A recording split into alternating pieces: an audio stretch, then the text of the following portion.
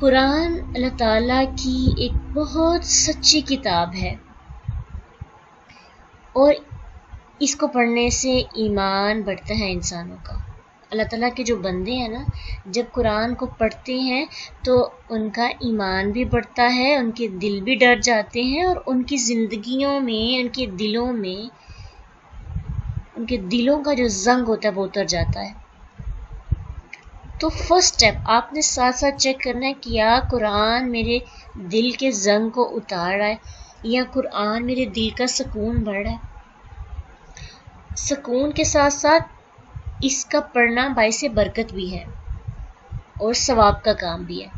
لیکن افسوس کی بات یہ ہے کہ ہمارے معاشرے میں قرآن کو کچھ دو طبقے ہو گئے ہمارے معاشرے کے۔ ایک طبقہ وہ ہے جو قرآن کو صرف ثواب اور اجر کی نیت سے پڑھتا ہے، اس کو نہیں سمجھ ہے کہ وہ قرآن کیا پڑھ رہا ہے، اور کوئی سمجھ اور تفسیر اور تدبر نہیں ہے۔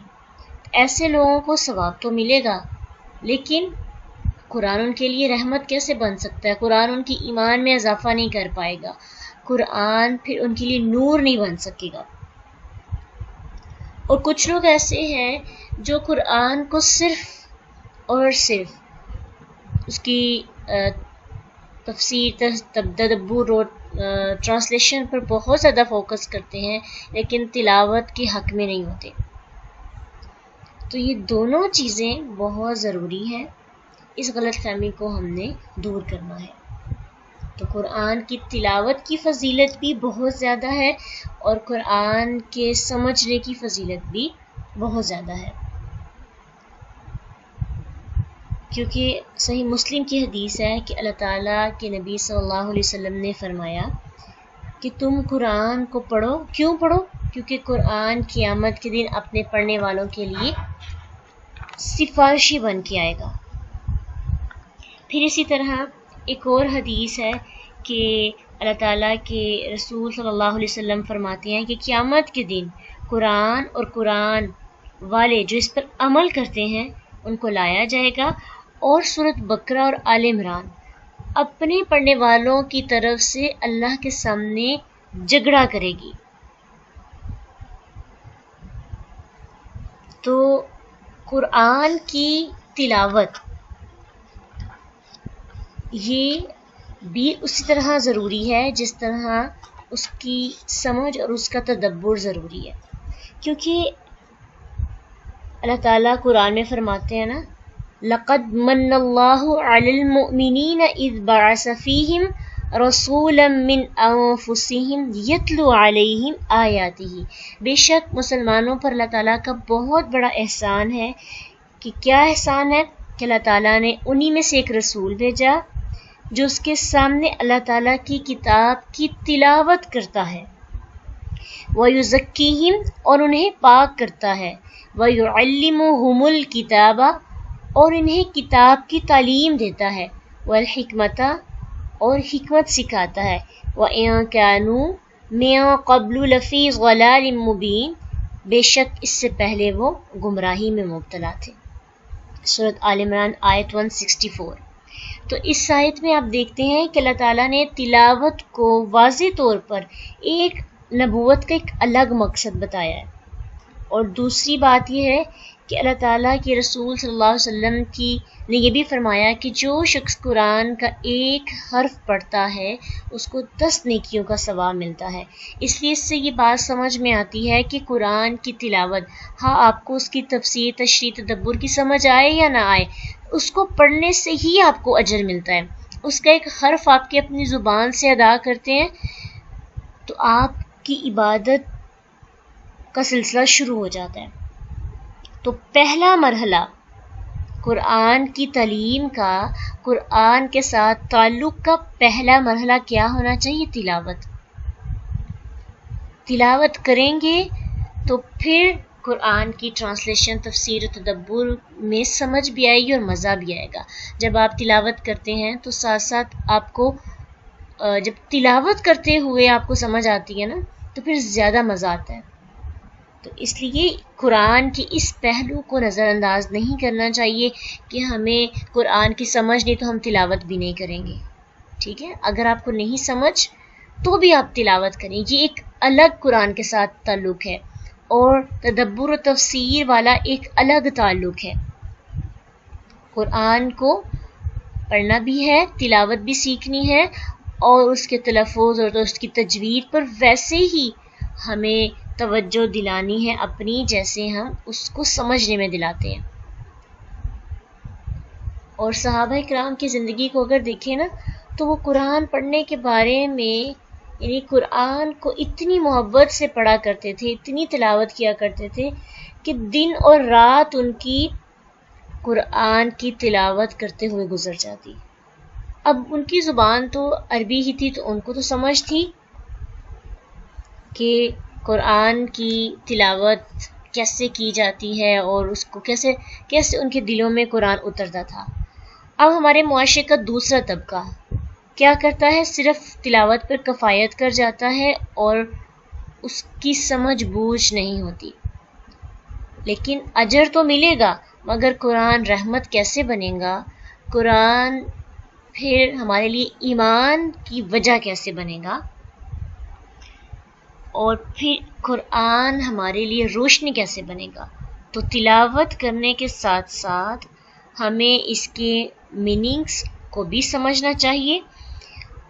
اور جب ہم اس کے میننگز کو سمجھ لیتے ہیں نا، جیسے کہ اللہ تعالیٰ ارشاد فرماتے ہیں وَيُعَلِّمُهُمُ الْكِتَابَ وَالْحِكْمَةَ، کہ اللہ کے رسول تعلیم بھی دیتے ہیں کتاب کی اور حکمت کی. تو یہ ان کی نبوت کا ایک درجہ ہے. تو قرآن کو سمجھنا بھی ہے. ٹھیک ہے، قرآن یہ حقیقی بات ہے کہ قرآن کی بڑی گہری کتاب ہے، اس جیسی کوئی کتاب نہیں ہے. اس کی کچھ چیزیں ایسی ہیں کہ اس کو انسان ابھی تک، بہت سی چیزیں ایسی ہیں جن کے بارے میں انسان جان ہی نہیں سکا.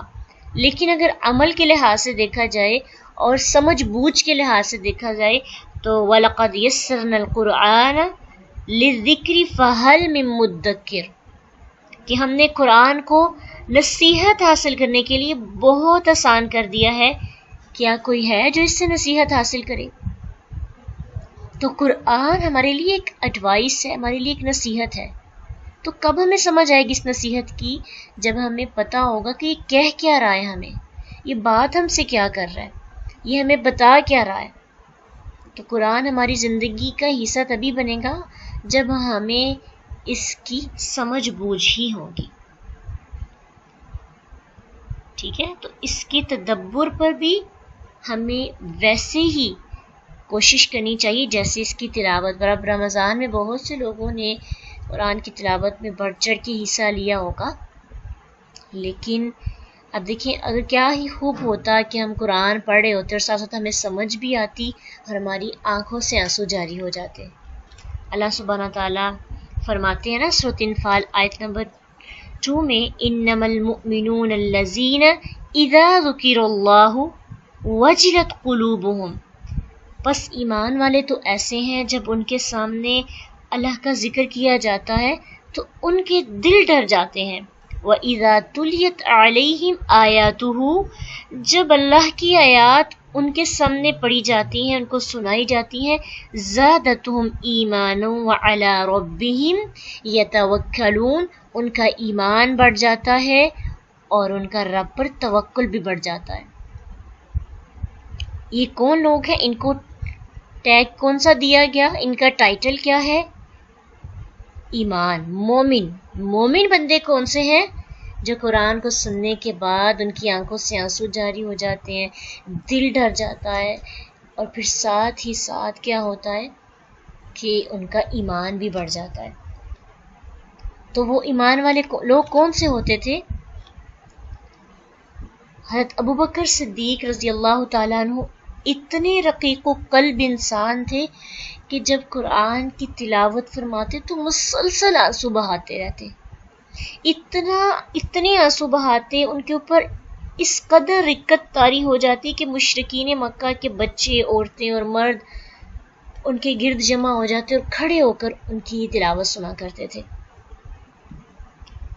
تو صحابہ جو اللہ کے رسول تھے خود جب قرآن پڑھتے تو آپ اس قدر روتے کہ آپ کے سینے مبارک سے ہنڈیا کے ابلنے کی آواز آنے لگتی. اور پھر آپ دوسروں کو بھی قرآن سنانے کے بارے میں کہتے ہیں. تو اس لیے ہمارے قرآن کو سننے کے بعد اب تلاوت ہم سنتے ہیں نا، ہمارے لیے قرآن سننا کتنا آسان ہو گیا ہے. ہمیں کسی کو کہنا بھی نہیں پڑتا پلیز مجھے قرآن سنا دو. جاتے ہیں یوٹیوب پہ سرچ کرتے ہیں beautiful recitation of the holy Quran, اور خوبصورت آوازوں میں قرآن کی تلاوت آ جاتی ہے اور ہم اس کو سنتے ہیں. مگر سننے کے بعد ہمارے دل نہیں ڈرتے، ہمارے دلوں میں عاجزی پیدا نہیں ہوتی، ہماری آنکھوں سے آنسو جاری نہیں ہوتے. کیوں؟ کیونکہ ہمیں سمجھ ہی نہیں آتی قرآن کہہ کیا رہا ہے.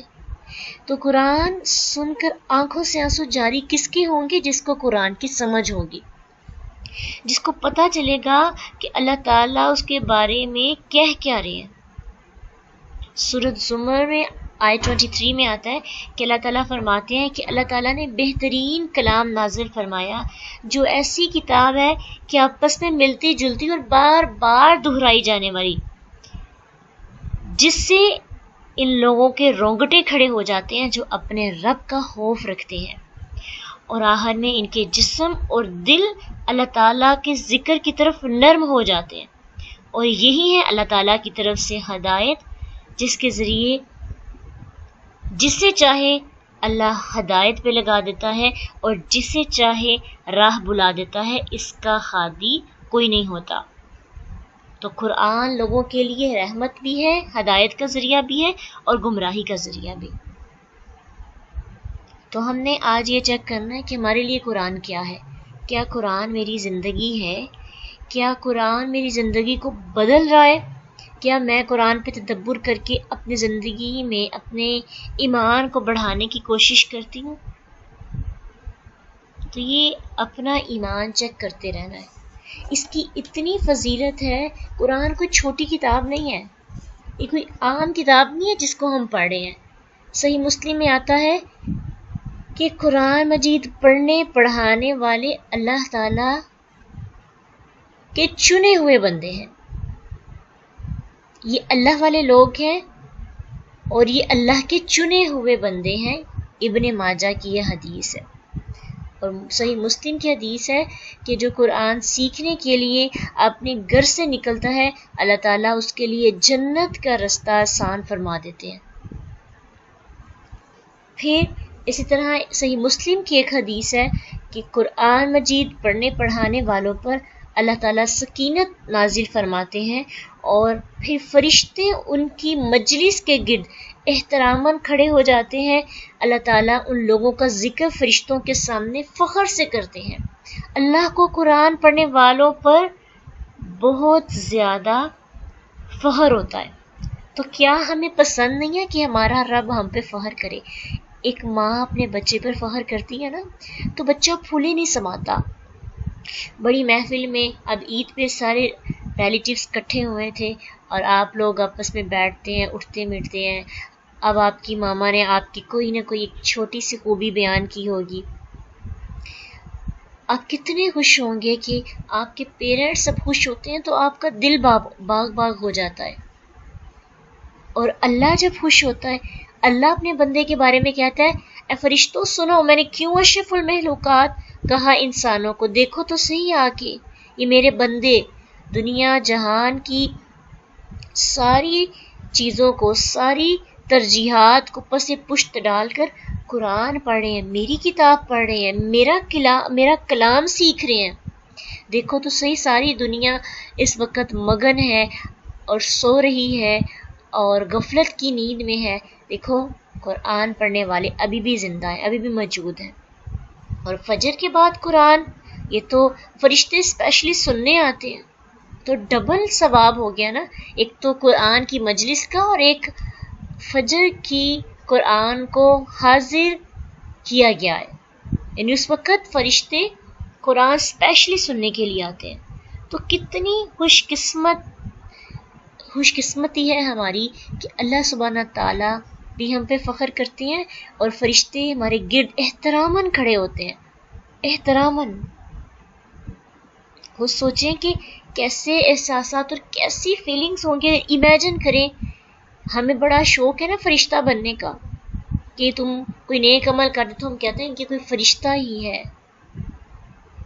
کتنا خوب اس نے کام کیا. تو دیکھو قرآن پڑھنے والوں کے سامنے فرشتے بھی احترام کے ساتھ کھڑے ہو جاتے ہیں. اور دنیا کے اندر اور آخرت میں محشر کے دن کیا ہوگا کہ قرآن لوگوں کے لیے سفارشی بنے گا. قرآن لوگوں کے لیے اللہ کے سامنے جھگڑا کرے گا.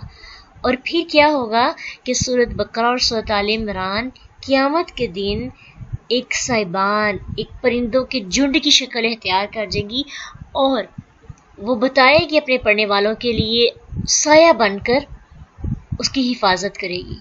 اور اس کے پیرنٹس کو کس قدر مقام دیا جائے گا کہ صحیح حدیث میں آتا ہے کہ اپنی اولاد کو قرآن مجید کی تعلیم دلوانے والے والدین کو قیامت کے روز 2 ایسے قیمتی لباس پہنائے جائیں گے جس کے مقابلے میں دنیا مافیہا کی ساری دولت کم پڑ جاتی ہے.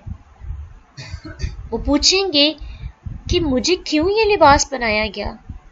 تو ان کو بتایا جائے گا کہ تمہارا بچہ جو دنیا کے اندر قرآن پڑھتا تھا، قرآن کی تعلیم اس نے حاصل کی، قرآن کو یاد کیا، اس کے بدلے میں تمہیں یہ انعام دیا جا رہا ہے.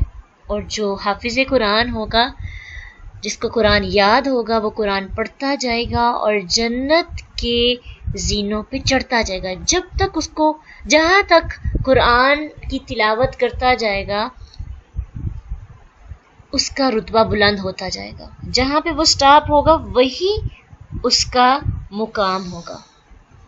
ہمارے دل میں چاہت ہونی چاہیے نا کہ ہم قرآن کو سیکھیں، قرآن کی تلاوت کو سیکھیں اور ساتھ ساتھ اس کا کوئی نہ کوئی قرآن کا کچھ نہ کچھ پارٹ ہمیں یاد بھی ہو زبانی، تاکہ ہم بھی قرآن پڑھ کر اپنے رتبوں کو بلند کرنے والے لوگوں میں شامل ہو جائیں.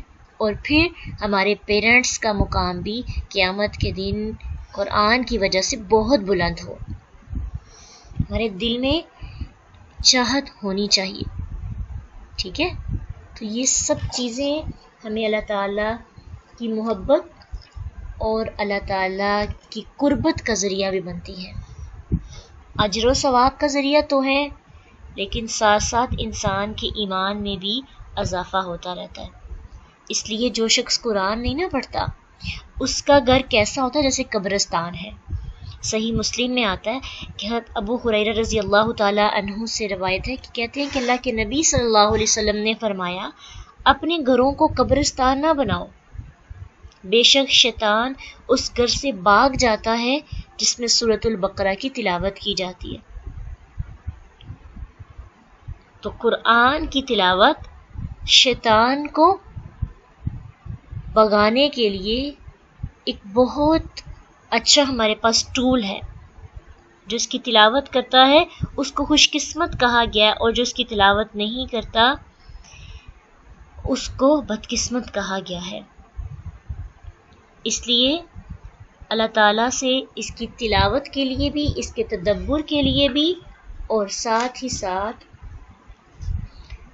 قرآن کو سیکھ کر ایمان کو بڑھانے کی بھی دعا کرنی چاہیے. ٹھیک ہے، تو قرآن کی جو حق ہے قرآن کی تلاوت کا، اس کے فرسٹ 2 سٹیپ تو ہم نے سیکھے. پہلا سٹیپ تھا لفظی تلاوت، اس کی بھی بہت اہمیت ہے.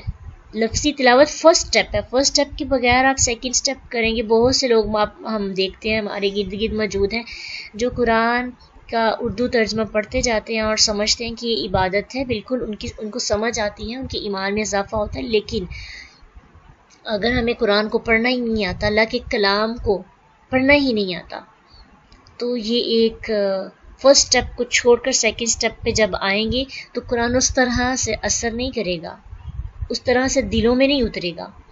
قرآن پتہ ہے کب دل میں اترتا ہے؟ جب ہم تلاوت کر رہے ہوتے ہیں یا پھر جب ہم تلاوت سن رہے ہوتے ہیں. ٹھیک ہے، تو جب ہم پڑھ رہے ہوتے ہیں، تدبر کرتے ہیں نا، تب ہمیں سمجھ آتی ہے. اور سمجھ آنے سے ہمیں اپنی چیزوں کا پتہ تو چلتا ہے، لیکن تب ہمارا پورے کا پورا فوکس سمجھنے میں ہوتا ہے. جب تلاوت کرتے ہیں تب ہمارا اپنا احتساب شروع ہو جاتا ہے. جب ہمیں قرآن کی ٹرانسلیشن، اس کی تدبر اور تفسیر کی سمجھ آ رہی ہو.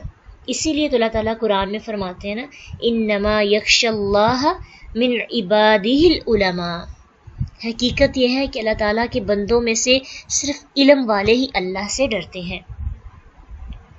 تو اللہ سے ڈرنے کے لیے قرآن کا علم بہت ضروری ہے، اس لیے اس کو سیکھنا بھی چاہیے اور اس کو سکھانا بھی چاہیے، کیونکہ تم میں سے بہترین وہ ہے جو قرآن کو سیکھتا ہے اور پھر قرآن کو سکھاتا بھی ہے۔ تو قرآن نے لوگوں کی زندگی کو بدلنے میں بہت اہم کردار ادا کیا ہے۔ آج اگر ہماری زندگی قرآن کی وجہ سے نہیں چینج ہو رہی، ہم پڑھ رہے ہیں، کلاسز اٹینڈ کر رہے ہیں، تدبر نہیں کر رہے، پھر ہم اپنی عمل نہیں کر رہے، تو قرآن کا تیسرا حق ادا نہیں ہوگا۔ قرآن کا پہلا حق لفظی تلاوت، قرآن کا دوسرا حق معنوی تلاوت، اور قرآن کا تیسرا حق کیا ہے؟ عملی تلاوت۔ ٹھیک ہے، تو فرسٹ وہ سٹیپ کرنے کے بعد اگر قرآن ہماری زندگی کو نہیں بدل رہا، ایمان میں اضافہ نہیں ہو رہا، عمل نہیں کر رہے، تو سمجھے قرآن کی تلاوت کا حق نہیں ادا ہو رہا۔ یہ تینوں چیزیں انتہائی ضروری ہیں۔ جو قرآن کو سمجھ کے پڑھتا ہے نا، اس کی تو زندگی بدل جاتی ہے۔ ایک صحابی ہے اخنف بن قیس، ان کا ایک بڑا قصہ، بہت خوبصورت واقعہ ان کا ہے کہ ایک روز وہ قرآن کی تلاوت سن رہے تھے، تو قاری نے جب یہ تلاوت کی نا، یہ آیت بتائی سورۃ انبیاء آیت نمبر 10، لَقَدْ أَنزَلْنَا إِلَيْكُمْ كِتَابًا فِيهِ ذِكْرُكُمْ أَفَلَا تَعْقِلُونَ، ہم نے تمہاری طرف ایک ایسی کتاب نازل کی جس میں تمہارا بھی ذکر ہے، کیا تم عقل سے کام نہیں لیتے؟ کیا تم عقل سے کام نہیں لوگے؟ جب انہوں نے یہ آیت سنی تو بڑے حیران ہوئے، کہنے لگے ذرا قرآن مجید لاؤ، میں دیکھوں میرا ذکر اللہ تعالیٰ نے قرآن میں کہاں کیا ہے۔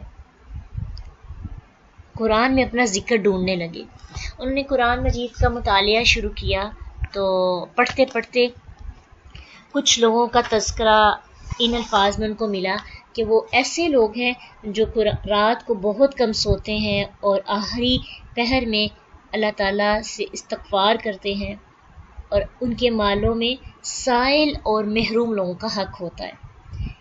پھر کچھ ایسے لوگوں کا ذکر ہوا جس کے بارے میں اللہ تعالیٰ نے فرمایا کہ یہ لوگ اپنے بستروں سے الگ رہتے ہیں، وہ لوگ اپنے رب کو خوف اور امید سے پکارتے ہیں اور ہماری دی ہوئی چیزوں سے اللہ کی راہ میں خرچ کرتے ہیں۔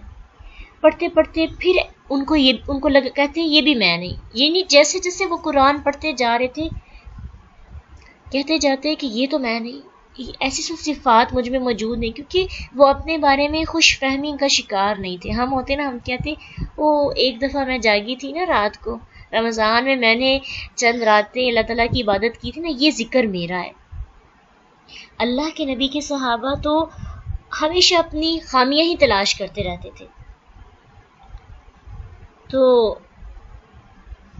کیا کہنے لگے، یہ تو میں نہیں ہوں، یہ ذکر میرا نہیں ہے۔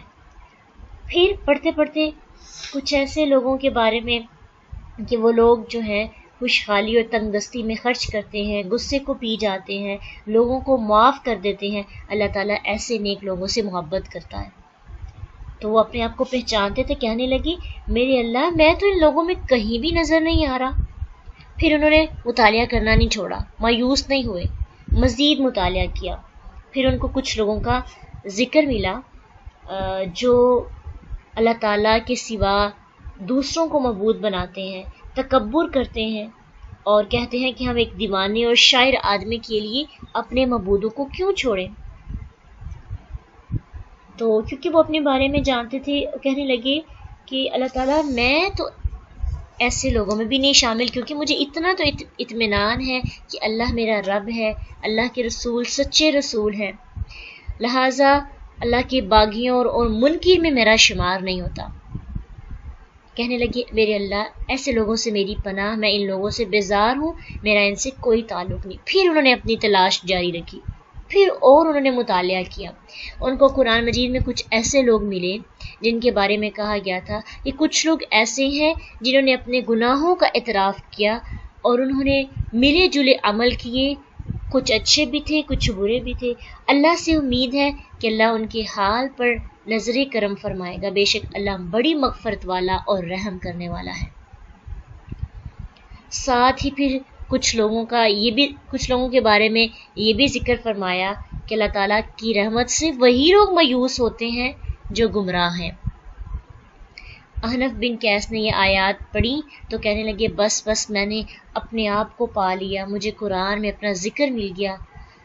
اللہ کی تعریف، اس ذات کی تعریف جس نے مجھ جیسے گناہ گار کو فراموش نہیں کیا، یعنی میرا ذکر بھی قرآن میں موجود ہے۔ تو یہ اللہ کی جو آیت ہے سورۃ الانبیاء آیت نمبر 10، اس کو خود بھی دیکھیے گا کہ اللہ سبحانہ تعالیٰ نے اس میں فرمایا کہ ہر انسان کا ذکر قرآن میں موجود ہے، ہر انسان کی کہانی قرآن کے اندر ہے۔ تو ہم اپنی کہانیوں کو تلاش کیسے کریں گے جب ہمیں اس کی سمجھ بوجھ ہوگی؟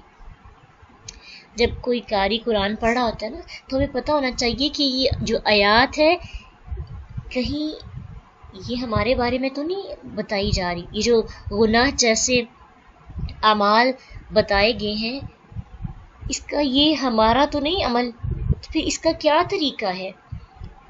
اس کو اپنے آپ سے دور کرنے کے لیے کیا ہمیں علاج بتایا گیا ہے؟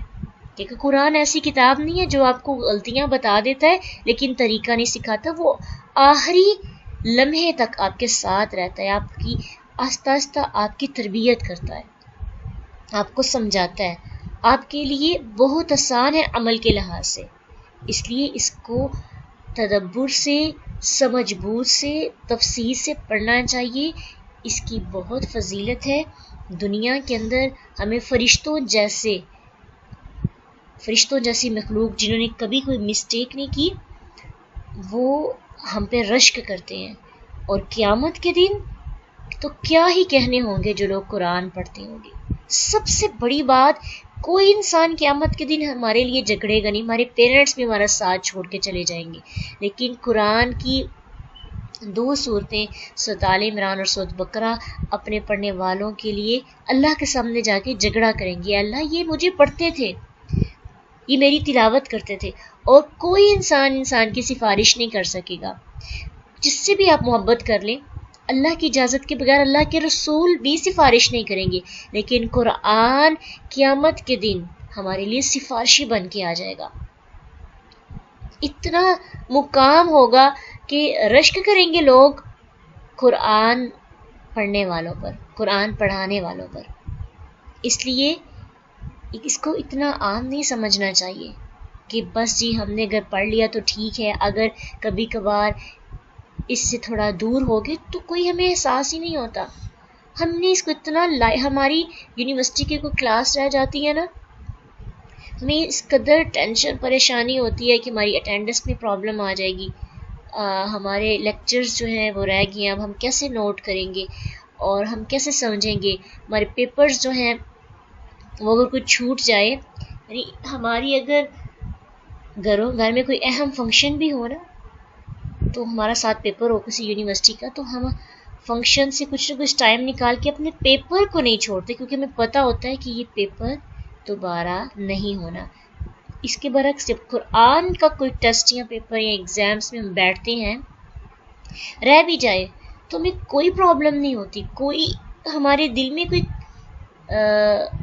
وہ جو ہوتا ہے نا شرمندگی سی یا گلٹ سا، یا پھر کسی چیز کے نہ کرنے پر جو احساس آتا ہے کوئی چیز رہ گئی ہے، وہ بھی پیدا نہیں ہوتا۔ اس قدر ہم آسانی کے ساتھ قرآن کو پس پشت ڈال دیتے ہیں۔ کتنی افسوس کی بات ہے، ہماری جتنی ترجیح ہم اس کو دیں گے نا، قیامت کے دن یہ اتنی ہی لفٹ ہمیں کروائے گا، جتنی آج ہمیں اس لفٹ کروا رہے ہیں، اس کے ساتھ ٹائم سپینڈ کر رہے ہیں، اور اس کو ترجیحات میں سے جس ترجیح پہ فرسٹ پرائرٹی پہ رکھا ہوا ہے، سیکنڈ پہ رکھا ہے، تھرڈ پہ رکھا ہے، ویسے ہی قیامت کے دن ہمارے لیے ہماری سفارش کرے گا۔ ٹھیک ہے، تو اللہ کے رسول ہمارے سفارشی ہوں گے، لیکن ان کو جب اجازت ملے گی نا تب بھی وہ سفارش کر سکیں گے، اللہ کی اجازت کے بغیر کوئی بھی سفارش نہیں کرے گا۔ اب قرآن کو غیر مسلم نے پڑھا تو اس کی اتنی زیادہ انہوں نے اس سے سیکھا اور اپنی زندگی کو بدلا، لیکن ہم نہیں بدل رہے کیونکہ ہم اس کو سمجھ نہیں رہے۔ اس کے بارے میں ایک واقعہ جو ہے بڑا مجھے پسند آیا اور مجھے بڑا اٹریکٹ کرتا ہے کہ اس طرح سے بھی قرآن جو ہے غیر مسلم کی زندگی کو بدلتا ہے۔ ایک یہودی تھے پولینڈ میں اور ان کا نام تھا لیو پولینڈ، تو دنیا کی دولتوں سے بڑا مالا مال تھے۔ ان کی عملی زندگی کا آغاز جو ہے صحافت سے ہوا، اعلیٰ تعلیم انہوں نے حاصل کی اور پھر زندگی کے ایک مقام پہ آ کے انہوں نے سوچا کہ میری زندگی کا مقصد کیا ہے۔ بالکل بھی ان کو اپنی زندگی کا مقصد سمجھ میں نہ آیا۔ وہ بہت پریشان تھے، ذہنی سکون حاصل کرنا چاہتے تھے اور بار بار اس چیز کا ان کو احساس ہوتا تھا۔ ان کو لگتا تھا شاید وہ کسی اندھے جنگل کا سفر کر رہے ہیں جہاں ان کو درندوں کا بھی خوف ہے اور مایوسی کا سامنا بھی ہوتا ہے۔ پھر انہوں نے سب سے پہلے عیسائیت کو جو ہے اس کا مطالعہ کرنا شروع کیا، تو انہوں نے جب پڑھا اس کے بارے میں تو پھر بھی وہ مطمئن نہ ہوئے۔ پھر 1922 میں انہوں نے اسلام کا مطالعہ کرنا شروع کیا، تو جب اسلام کو پڑھا تو وہ بڑے حیران ہونا شروع ہوئے۔ کہتے ہیں کہ میں نے بہت سی چیزیں اس میں مجھے نئی سمجھ میں آئی۔ ابھی تک وہ اسلام انہوں نے قبول نہیں کیا تھا۔ 1926 میں کہتے ہیں کہ میں ایک ٹرین کا سفر کر رہا تھا اپنی بیوی کے ساتھ، تو ہم نے دیکھا کہ ہماری اگلی سیٹ پہ ہمارے اسی ڈبے میں دو لوگ تھے، دو جوڑے تھے، یعنی ہسبینڈ وائف تھے۔ تو لڑکی بہت زیادہ تیار ہوئی تھی، بڑا اچھا لباس پہنا ہوا تھا، سونے اور ہیرے جوہرات، انگوٹھیاں، بڑی پیاری لگ رہی تھی، لیکن اس کے چہرے پہ اطمینان نہیں تھا، سکون نہیں تھا۔ تو کہتے ہیں میں نے ڈبے میں نظر گھما کر دیکھا تو ہر شخص بظاہر خوشحال نظر آ رہا تھا، لیکن چہروں پر ایک الم کی جھلک تھی، خوف تھا، ایک سکون نہیں تھا۔ کہتے ہیں اس چیز کا احساس میں نے اپنی بیوی کے ساتھ ذکر کیا تو اس نے کہا، اس نے بھی میری اس بات کی تائید کی، تو کہنے لگی واقعی یوں لگتا ہے کہ یہ لوگ جہنم کی زندگی گزار رہے ہیں۔ ہم واپس گھر میں آ گئے تو گھر میں آتے ہی میں نے قرآن، چونکہ قرآن کا وہ مطالعہ کر رہے تھے نا، تو کہتے ہیں گھر میں آتے ہی قرآن میں نے میز پہ پڑھا ہوا تھا، تو قرآن کی اچانک ایک صفحہ اس کا پڑھا تھا جن پر میری نظر پڑی۔ آیات کیا لکھی ہوئی تھی؟ الہاکم التکاثر حتی زرتم المقابر، کلا سوف تعلمون ثم کلا سوف تعلمون کلا لو تعلمون علم الیقین لترون الجحیم ثم لترونها عین الیقین ثم لتسألن یومئذ عن النعیم۔ کہتے ہیں یہ آیات میں نے پڑھی تو میں نے اپنی بیگم کو، جب بیوی کو آواز دی اور کہا کہ دیکھو جو صورتحال ہم نے کل ریل گاڑی میں دیکھی تھی نا، ان آیات میں بیان کی گئی ہے۔ کیا صورتحال ہے؟ الہاکم التکاثر، تم لوگوں کو حصول کثرت کے دوڑ نے غفلت میں ڈال رکھا ہے، یہاں تک کہ تم قبر تک پہنچ جاتے ہو۔ یہ زندگی کا طرز جو ہے وہ درست نہیں، ان قریب تمہیں اس کا انجام معلوم ہو جائے گا۔ سن لو، تمہیں ان قریب اس کا انجام معلوم ہو جائے گا۔ اگر تمہیں واقعی یقین ہوتا تو تم کبھی یہ طرز عمل اختیار نہ کرتے، دنیا کے پیچھے نہ بھاگتے، کثرت کے پیچھے نہ بھاگتے، پھر تم جہنم دیکھ کر رہو گے۔ اور سن لو، تم یقیناً جہنم دیکھو گے، پھر اس دن تم سے اس نعمتوں کے بارے میں سوال کیا جائے گا۔ ثم لتسألن یومئذ عن النعیم، تم سے اللہ تعالیٰ نے جو تم پر نعمتیں نازل کی اس کے بارے میں پوچھا جائے گا، کس نعمتوں کا تم نے کیا کیا۔ کہتے ہیں کہ یہ آیت یہ جو پڑھی ہم نے تو ہم بہت حیران ہوئے کہ کل ہم ایسی ہی بات کر رہے تھے کہ دیکھو دنیا کے پاس ہر چیز موجود ہے، لیکن ایسے لوگ جیسے جہنم کی زندگی گزار رہے ہیں۔ اور یہاں پہ بھی اللہ سبحانہ تعالیٰ نے فرما دیا کہ ان لوگوں کو غفلت نے یعنی کثرت کے پیچھے ڈال دیا، ہر چیز پانے کی خواہش، ہر چیز حاصل کرنے کی تمنا، یہ بھی مل جائے وہ بھی مل جائے، ان چیزوں کی وجہ سے انسان غافل ہو گیا ہے، اور یہ غفلت انسان کو جہنم تک لے جاتی ہے، انسان کو جہنم دکھا دی جاتی ہے. کہا گیا نا ان قریب تم جہنم دیکھ لو گے. تو دنیا کی پریشانیاں، دنیا کی سزا بھی تو جہنم کی طرح کی ہوتی ہے، اور قیامت کے دن تو پھر پراپر پوری سزا دی جائے گی. جو لوگ غافل رہیں گے اور جو قرآن کو نہیں پڑھیں گے، سیکھیں گے نہیں، عمل نہیں کریں گے. پھر یہ آیات پڑھنے کے بعد وہ ایمان لے آئے اور کہنے لگے جتنے بھی ہمیں کنفیوژنس باقی رہ گئی تھی اسلام کے بارے میں، ساری کی ساری ختم ہو گئی. ہمیں یقین ہو گیا کہ یہ کتاب اللہ تعالیٰ کی طرف سے نازل کردہ ہے، کہ جو 1400 سال پہلے نازل کی گئی تھی، لیکن آج جو باتیں ہم کر رہے ہیں، جو باتیں ہم سوچتے ہیں، اس کے اندر موجود ہے. کہتے ہیں مجھے یقین ہو گیا کہ قرآن کسی انسان کی تصنیف نہیں ہے. انسان لاکھ سمجھدار ہو جائے، دانا ہو جائے، مگر 1400 سال قبل اس عذاب کی پیش گوئی نہیں کر سکتا جو 20ویں صدی کے لیے خاص طور پر ہے. اور پھر کہتے ہیں کہ اسی روز وہ مسلمانوں کی ایک انجمن ہے، اس کے صدر کے پاس گئے اور انہیں کلمہ پڑھا اور انہیں اسلام قبول کر لیا. تو یونانی زبان میں لیف شیر کو کہتے ہیں، تو لہٰذا ان کا جو نیا نام ہے اسد رکھا گیا. اور یہ وہی محمد اسد ہیں جو اپنے علم اور عمل کی وجہ سے علامہ محمد اسد کے نام سے مشہور ہوئے. انہوں نے ایک انتہائی قابل قدر کتاب لکھی، روڈ ٹو مکہ کا جانب بطخہ. اس کتاب کو پڑھ کر لوگوں نے بہت زیادہ ہدایت حاصل کی، اور بہت سے لوگ اس کتاب کو پڑھنے کے بعد جو ہے اسلام لائے.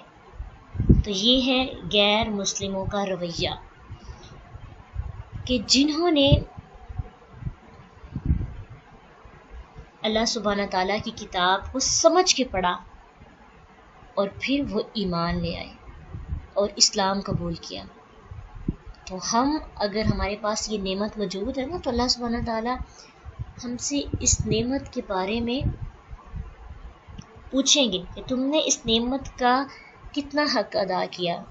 تو اس کا حق ادا کرنے کی پوری کوشش کرنی چاہیے. انشاءاللہ اللہ تعالیٰ سے ہم دعا کرتے ہیں کہ اے اللہ اگر تو نے ہمیں یہ قرآن کی نعمت عطا کی ہے تو ہمیں اس کی قدر کرنے کی بھی توفیق عطا کر دے، اور قرآن کو ہماری آنکھوں کی ٹھنڈک، ہمارے دلوں کا نور اور ہماری زندگی کی روشنی بنا دے.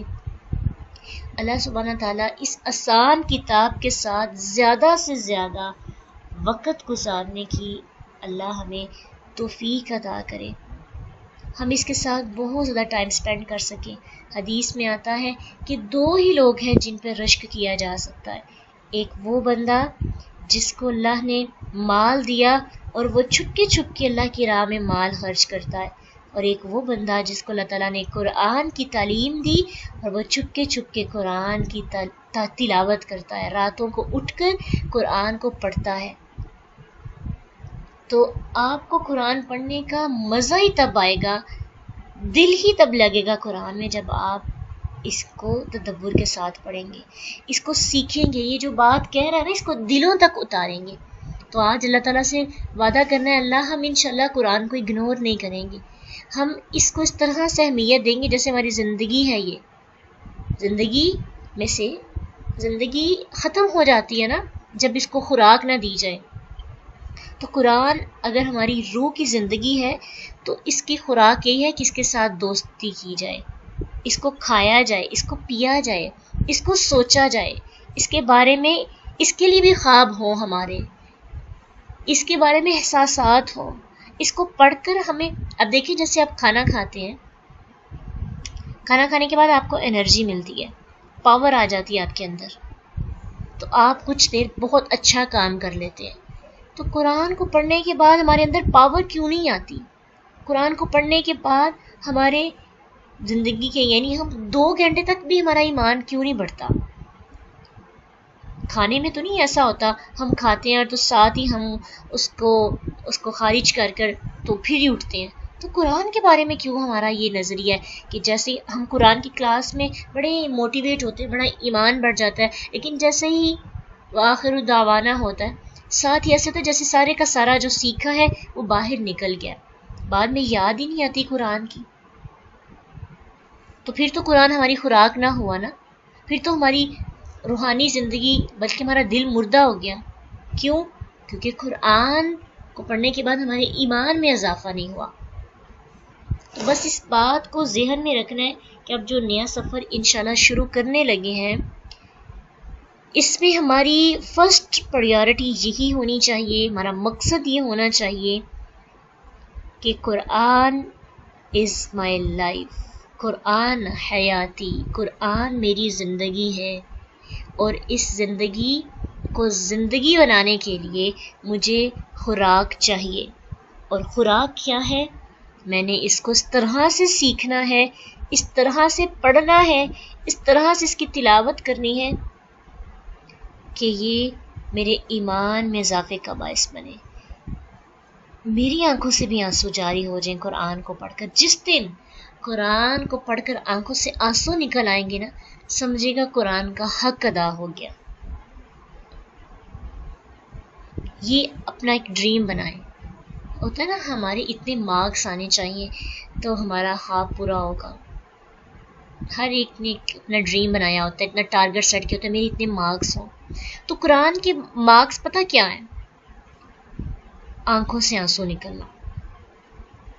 خوشی سے بھی نکلتے ہیں، اور بعض اوقات یہ نہیں ہے کہ قرآن سے آنسو صرف اس وجہ سے نکلتے ہیں کہ اس میں صرف جہنم کی بات ہے اور عذاب کے خوف سے. اب دیکھیں نا، عام سی باتیں جو ہمیں سمجھ نہیں آتی، صحابہ کرام وہ آیات پڑھ کر رونا شروع ہو جاتے تھے. تو کبھی کبھار قرآن پڑھنے پر آنکھوں سے آنسو خوشی سے بھی نکل آتے ہیں. تو کبھی کبھار آنکھوں سے آنسو اپنے اعمال پر نظر جب ڈالتے ہیں تب بھی نکل آتے ہیں. اب دیکھیں، اللہ تعالیٰ کے رسول صلی اللہ علیہ وسلم جو ہیں اپنے صحابہ سے قرآن سنا کرتے تھے. عبداللہ بن مسعود کہتے ہیں کہ ایک دن اللہ کے نبی صلی اللہ علیہ وسلم نے مجھے کہا کہ مجھے قرآن پڑھ کے سناؤ. تو میں نے کہا اللہ کے رسول، میں آپ کو قرآن پڑھ کے سناؤں؟ خوشی کے ساتھ کہا نا. تو اللہ کے رسول نے کہا یس، آپ مجھے پڑھ کے سنائیں. کہتے ہیں میں نے جب قرآن پڑھنا شروع کیا تو میں سورۃ النساء کی جب میں نے تلاوت شروع کی، سورۃ النساء آیت نمبر 41 پہ جب میں پہنچا، فَكَيْفَ إِذَا جِئْنَا مِنْ كُلِّ أُمَّةٍ بِشَهِيدٍ وَجِئْنَا بِكَ عَلَى هَؤُلَاءِ شَهِيدًا. پس کیا حال ہوگا جس وقت ہر امت میں سے ایک گواہ ہم لائیں گے، اور آپ کو یعنی اللہ کے رسول کو ان لوگوں پر گواہ بنا کر لائیں گے. تو کہتے ہیں اس پر مجھے آپ صلی اللہ علیہ وسلم کی آواز میرے کانوں سے ٹکرائی. آپ فرما رہے تھے بس کرو. تو میں نے مڑ کر دیکھا تو آپ کی دونوں آنکھوں سے آنسو بہہ رہے تھے. تو یہ آیت کوئی جہنم والی آیت ہے، لیکن آپ کی آنکھوں سے آنسو بہہ رہے تھے. تو کبھی کبھار قرآن پڑھنے کے بعد ہمیں حیرانگی سے آنسو آ جاتے ہیں. اللہ اتنی عظیم کتاب کہ 1400 سال پہلے میرے دل کی جو کیفیت ہے، میرے دل کا جو حال ہے، 1400 سال پہلے اس کتاب میں بتا دیا گیا. میں لوگوں کے در در کی ٹھوکریں کھا رہی تھی، کبھی کسی کے پاس جا کے بتا رہی تھی پلیز مجھے میرے مسائل کا حل بتا دیں. کسی کے پاس حل نہیں تھا. آج میں نے قرآن کی آیت پڑھی تو مجھے حل مل گیا. آنکھوں سے آنسو جاری ہو جاتے ہیں. کبھی کبھار خوشی سے جب مسئلہ مل جاتا ہے آپ خوش ہو جاتے ہیں، آپ کا دل پرسکون ہو جاتا ہے، آپ کی آنکھوں سے آنسو نکلنے لگتے ہیں. اور کبھی کبھار جب اپنی برائیوں پر نظر جاتی ہے، قرآن ہماری لائٹ بنتا ہے، اور جب روشنی تیز آتی ہے اور ہمیں اپنی خامیاں نظر آتی ہیں تو آنکھوں سے آنسو جاری ہو جاتے ہیں. اور پھر قرآن میں جو عذاب ہے اس کو دیکھ کر پھر بھی آنسو نکل آتے ہیں. تو قرآن کی آپ ایک ٹارگٹ سیٹ کریں کہ قرآن کو پڑھنے کا حق میرا یہی ہے کہ میری آنکھوں سے آنسو نکل آئیں گے. کیونکہ اللہ تعالیٰ نے خود کہا ہے نا، یہ نہیں ہے کہ ہم اس کو، یہ ہمارے لیے ایک دکھاوا ہے. جی اکیلے بیٹھ کے آپ قرآن پڑھیں، آن لائن میں تو آپ اکیلے گھروں میں بیٹھتے ہیں تو اچانک سے کوئی آیت سامنے آ جاتی ہے تو آنکھوں سے آنسو نکل آتے ہیں. انشاءاللہ آج ہم نے ڈریم بنانا ہے کہ میرا قرآن سے ایسا تعلق ہو کہ آنکھوں سے آنسو بہہ پڑے، صحابہ کرام کی طرح، ابو بکر صدیق کی طرح، اللہ کے رسول کی طرح، دیگر صحابہ کی طرح.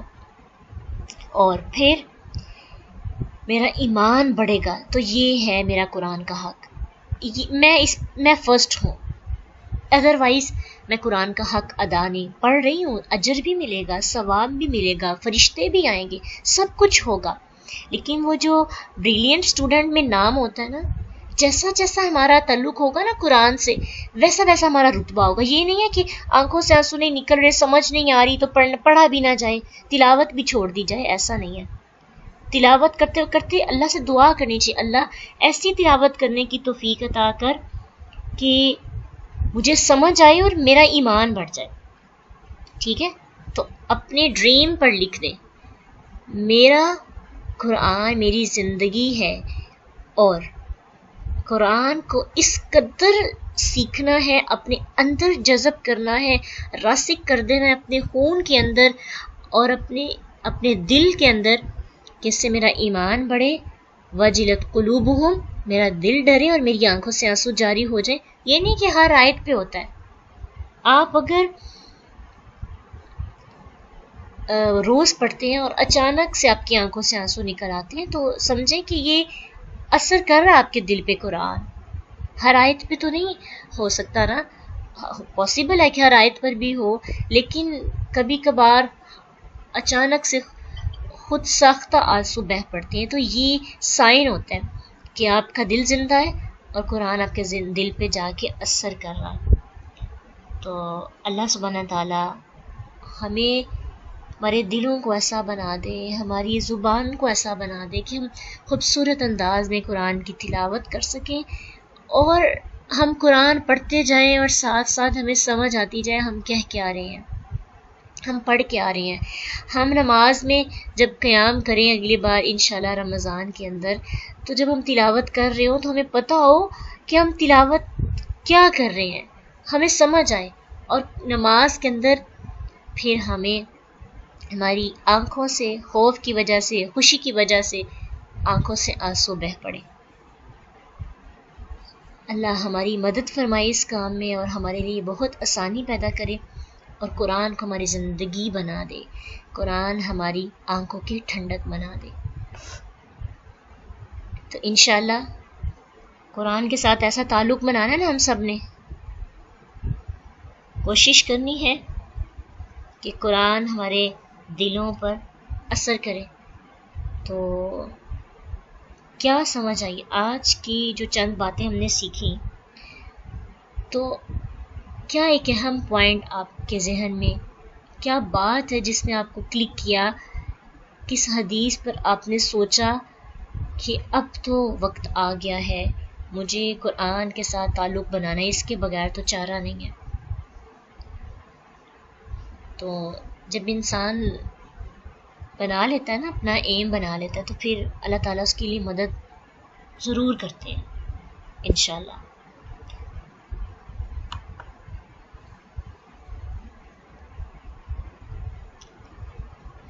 تو یسرا فاؤنڈیشن کی طرف سے آپ کے لیے قرآن کو تھوڑا سا، کچھ اسٹوڈنٹس ایسے تھے کیونکہ ہمارے ساتھ ہر طرح کے لوگ موجود ہیں، جس میں شادی شدہ بھی ہیں، اسٹوڈنٹس بھی ہیں، پھر وہ لوگ بھی ہیں جو پڑھ بھی رہے ہیں، یونیورسٹیز میں بھی جا رہے ہیں، تو ہر انسان کے لحاظ سے تھوڑا آسان کرنے کی کوشش کرتے ہیں، کیونکہ ہمارا مشن ہی یہ ہے کہ ہم چیزوں کو آسان کر کے آپ تک پہنچانے کی کوشش کریں۔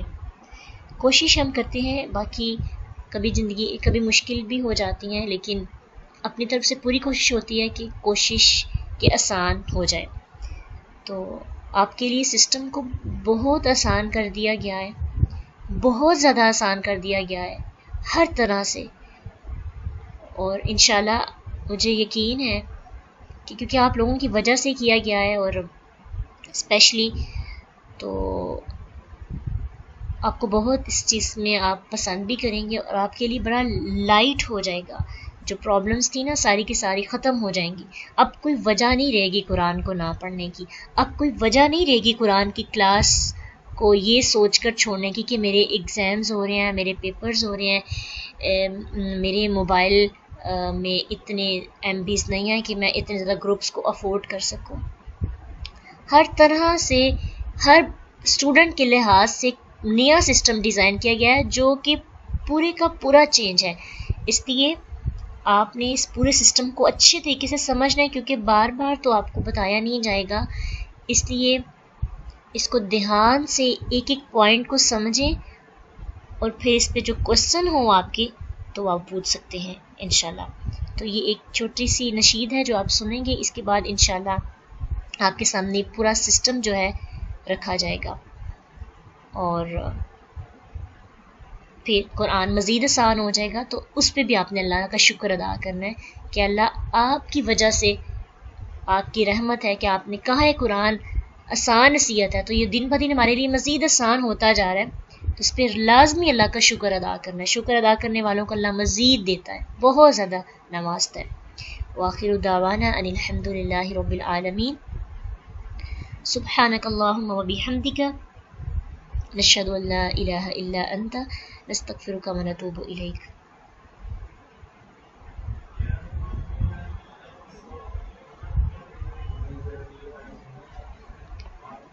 عن أهل وحي الله عن حملة القرآن.